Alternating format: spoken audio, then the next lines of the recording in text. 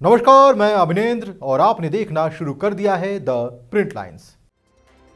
दिल्ली के मुख्यमंत्री अरविंद केजरीवाल की मुश्किलें कम होने का नाम नहीं ले रही हैं। इधर भारतीय जनता पार्टी के नेता भी अरविंद केजरीवाल पर हमलावर हैं। इस बीच बीजेपी नेता साजिया इल्मी ने केजरीवाल पर गंभीर आरोप लगाए। उन्होंने कहा कि उन्होंने नैतिकता की धज्जियां उड़ाई हैं। तो ये पूरी तरह से स्पष्ट है कि केजरीवाल जी भ्रष्ट है और ये भी साफ हो गया। और हाईकोर्ट की इतनी तल्ख टिप्पणियां रही हैं कि इस देश में दो तरह के कानून नहीं हो सकते। एक कानून ऐसा जो आम साधारण नागरिकों के लिए हो और एक कानून सुल्तान साहब के लिए हो, सीएम साहब के लिए हो। हाईकोर्ट ने यह भी कहा है कि उनके पास इनफ मटेरियल है, यानी कि बहुत सबूत हैं जिसके आधार पर ये पूरी कानूनी प्रक्रिया हुई है।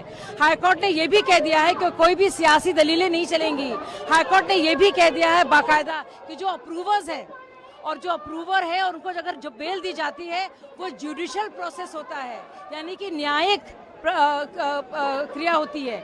उसका लेना देना किसी भी सियासत से नहीं है। उन्होंने ये भी कहा है कि केजरीवाल जी क्योंकि मुख्य आरोपी हैं और इसलिए आरोपी के आधार पर इन्वेस्टिगेशन नहीं किया जाएगा, वो नहीं तय करेंगे कि किस तरह से जांच होती है। तो मुझे लगता है बहुत ही शर्म की बात है। नैतिकता की सारी धज्जियां उन्होंने उड़ा दी हैं। और अब सोचिए, 4 बार ऐसा हुआ है। हेमंत सोरेन जी की आप देखिएगा जो गिरफ्तारी हुई थी, उसको उन्होंने फौरन तत्काल त्यागपत्र दिया। दूसरी तरफ आप देखिए कि किस तरह से जब लालू प्रसाद यादव भी उनकी गिरफ्तारी हुई थी, उन्होंने राबड़ी देवी को बिठा दिया।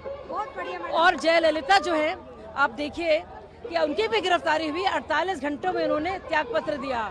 ये तो पहली बार हमारे राजनीतिक इतिहास में हो रहा है भाई कि एक इंसान जो भ्रष्टाचार के खिलाफ आवाज उठाता था और उस वजह से अब बना था सीएम, वो सीएम भ्रष्टाचार के आरोपों के चलते, इतनी गिरफ्तारियों के चलते, बेल की नामंजूरी के चलते बने रहना चाहता है शासन में। मतलब ये पार्टी तो झाड़ू की बात करती थी, शुरुआत होती है झाड़ू से, खत्म होती है दारू पर।